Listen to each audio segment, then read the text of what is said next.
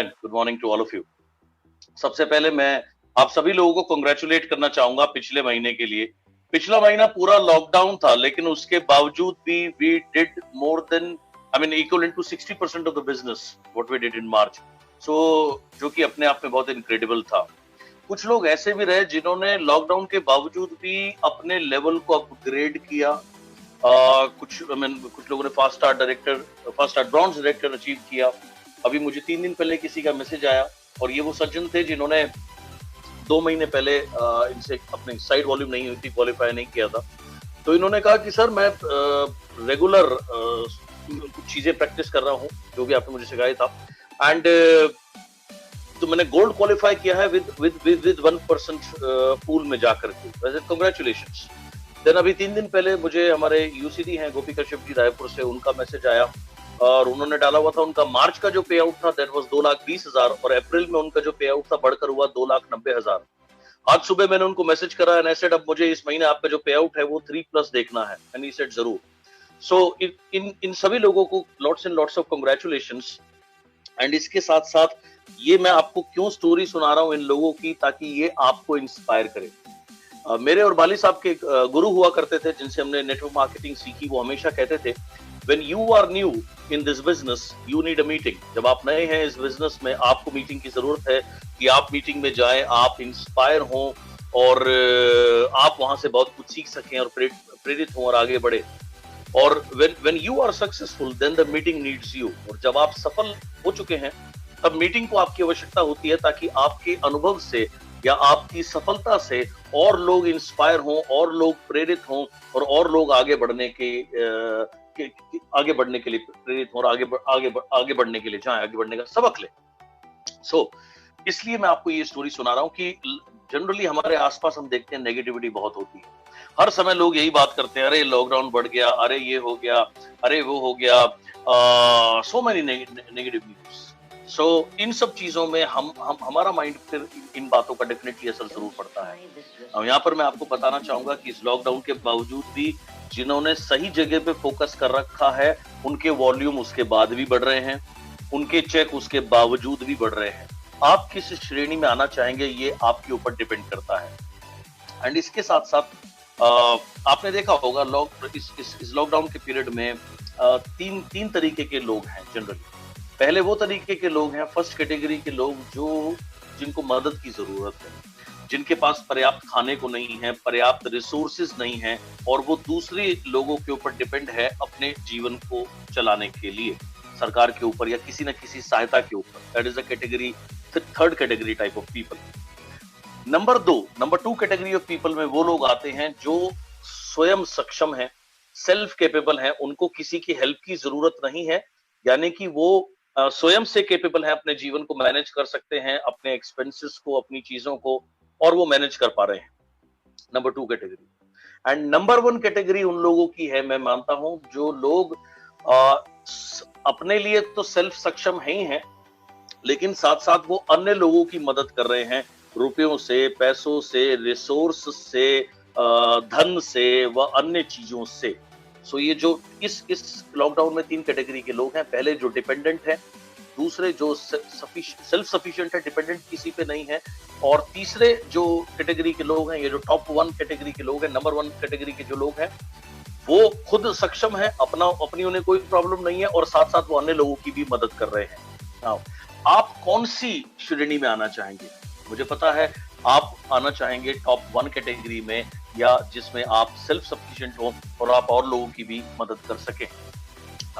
इस श्रेणी में आने के लिए कुछ चीजों को आपको अपने अंदर डालना होगा। आज वो मैं आपके साथ शेयर करूंगा। First, don't accept mediocrity. कभी भी मीडियोक्रिटी को एक्सेप्ट मत करिए, ऑलवेज चैलेंज इट। राइट? आप आज आपकी स्थिति जो भी है ये बदल सकती है।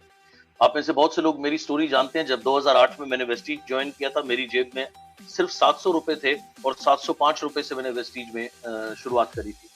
तो आज आपकी फाइनेंशियल स्थिति क्या है इससे फर्क नहीं पड़ता, लेकिन आप कहां जाना चाहते हैं, आपकी सोच क्या है, सारा फर्क इससे पड़ता है। सो किसी भी क्षण मीडियोक्रिटी को एक्सेप्ट मत करिए, इसको आपने एक्सेप्ट ना करके उसको चैलेंज करना है। तो step number 1 is don't accept the mediocrity.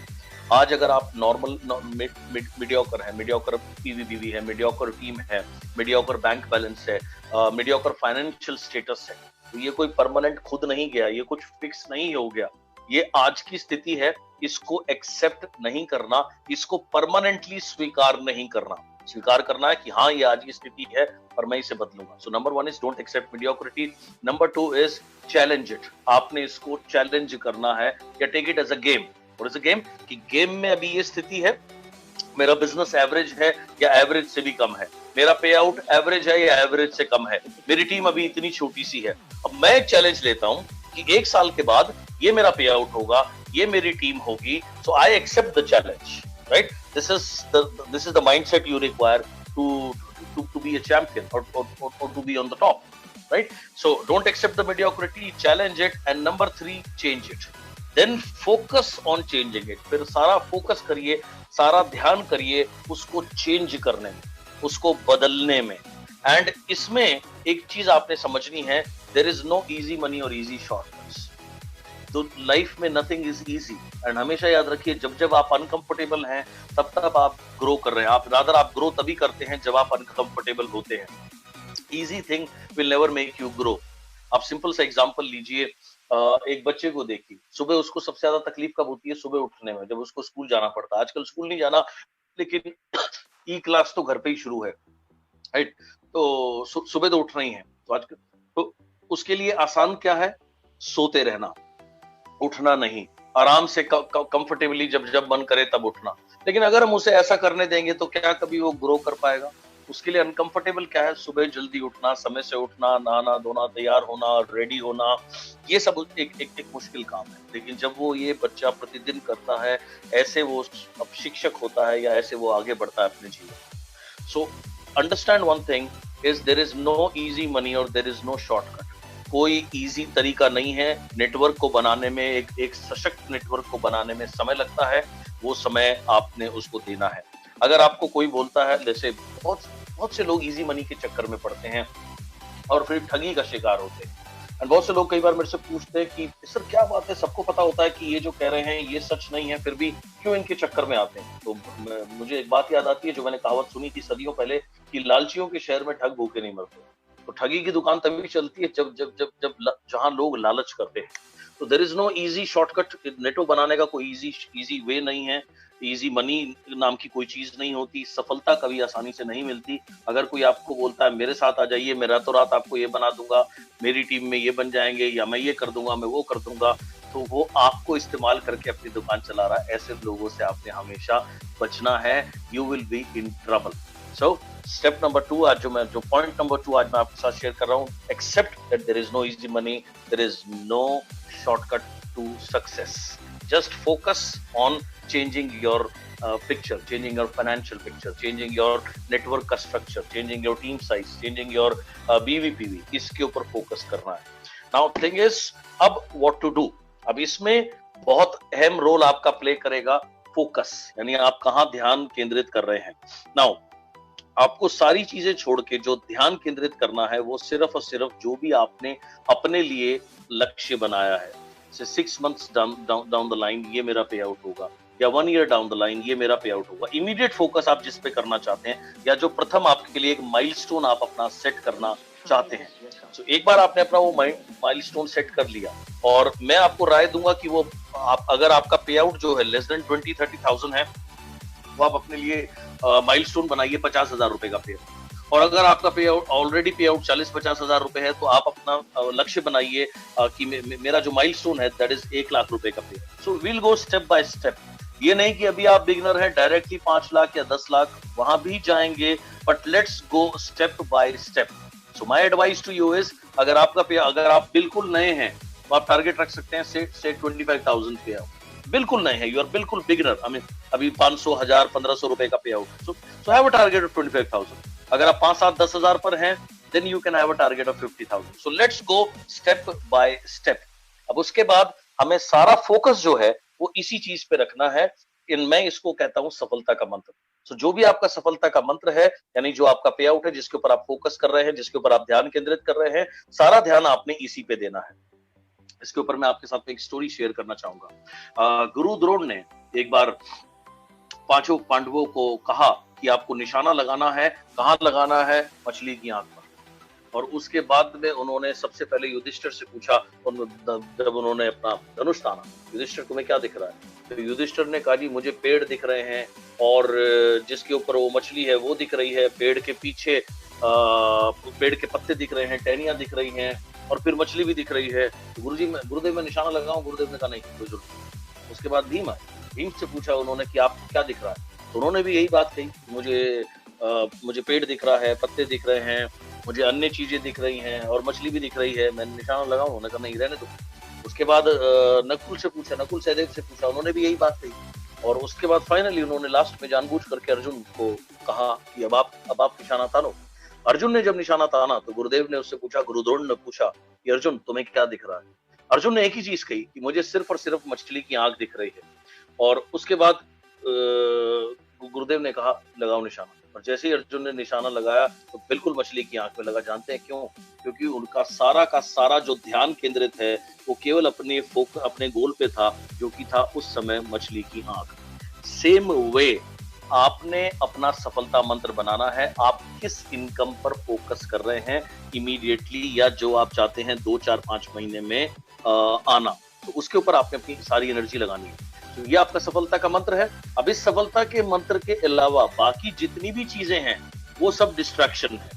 All the time आपने उसको बार बार ध्यान आपने उसी पे केंद्रित करना है, राइट? बाकी चीजों के से आपने भटकना नहीं है, बाकी चीजों से टाइम वेस्ट नहीं करना। और अगर कोई आपको बोले मैं आपको आसान तरीका बताता हूँ, ये बताता हूँ, या मेरे पास आओ, या मेरी कंपनी में आओ, या मेरे नेटवर्क में आओ, इन चीजों से आपने बचना है, because they all are distraction. And एक बार आपको ये पता लग गया, आपने अपना सफलता का मंत्र बना लिया, उस पर ध्यान केंद्रित करना शुरू कीजिए। और ध्यान केंद्रित आप कर पाएंगे, इसके लिए आपको डेफ होना पड़ेगा, यानी थोड़ा सा बहरा होना पड़ेगा।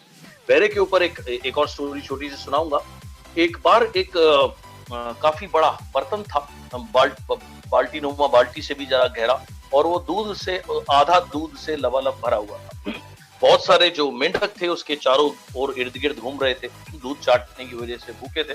और इतने में हल्का सा अर्थक्वेक आया, हल्का सा ऐसे हिला और सारे मेंढक उसके अंदर गिर गए। जैसे ही मेंढक उसमें गिरे तो वो उछलने लगे उससे बाहर आने के लिए, लेकिन उस बर्तन की हाइट काफी बड़ी थी और आधा वो दूध से भरा हुआ था, तो जब वो उछलते थे बामुश्किल दूध से ऊपर पहुंच पाते थे, वापस अंदर जाते थे। तो ऐसे वो लगातार उछल रहे थे, अब स्ट्रगल कर रहे थे बाहर आने के लिए।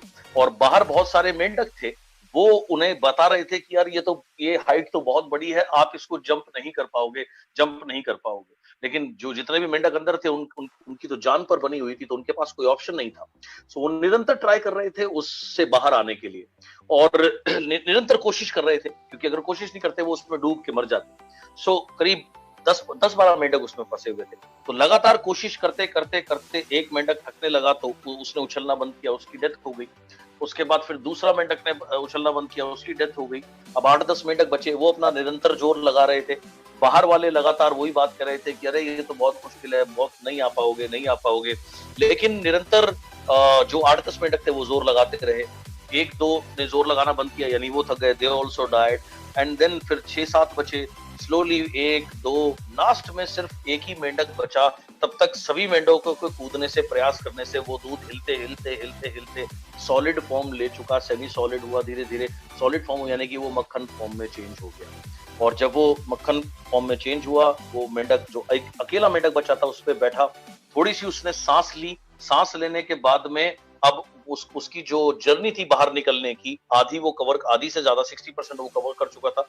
एक छलांग लगाई, सीधा बाहर आ गया। जैसे ही वो बाहर आया, सभी मेंढकों ने उसको पहले तो कांग्रेचुलेट किया, और उसके बाद कहा कि तुमने कमाल कर दिया, तुम एकमात्र जिंदा बचे हो पूरे ग्रुप में से, ये तुमने कमाल कैसे किया?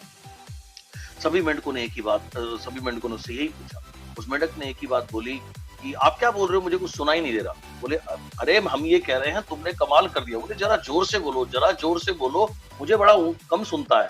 तो बाकी सब मेंढक को समझ आया कि ये बहरा है। तो उस मेंढक को जोर से कान में ला करके उसने लाउड स्पीकर की तरह बोला कि ये कमाल तुमने कैसे किया, तुम कैसे बच गए? तो बहरा मेंढक बोला, अरे इसके लिए तो तुम ही जिम्मेदार हो, तुम मेरा लगातार कुछ ना कुछ कह के हौसला बढ़ा रहे थे। सब मेंढक एक दूसरे का मुंह देखने लगे कि हम कहाँ हौसला बढ़ा रहे थे, हम तो कह रहे थे इससे नहीं होगा। लेकिन चूंकि वो मेंढक बहरा था, उसको उनकी उसकी बात नहीं सुनाई दे रही थी, बाकी मेंढकों की उसे लगा ये उसका हौसला बढ़ा रहे हैं, और वो निरंतर कोशिश करता रहा और उससे बाहर आया। सो अगर आपको सफल होना है, आज मेरा आपको जो थर्ड टिप है वो ये है कि आपको बहरा बनना पड़ेगा।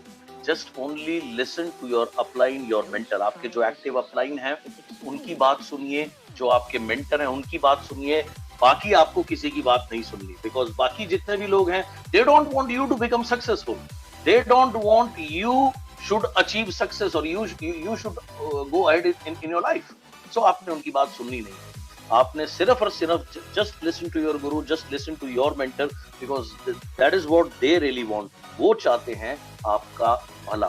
सो अगर आपको सक्सेसफुल होना है, आपको बहरा बन जाना है, उनसे उनकी उनकी बात, बाकी दुनिया की बात नहीं सुननी, क्योंकि हमारे इर्द गिर्द जो मेंढक है वो हमें क्या बता रहे हैं।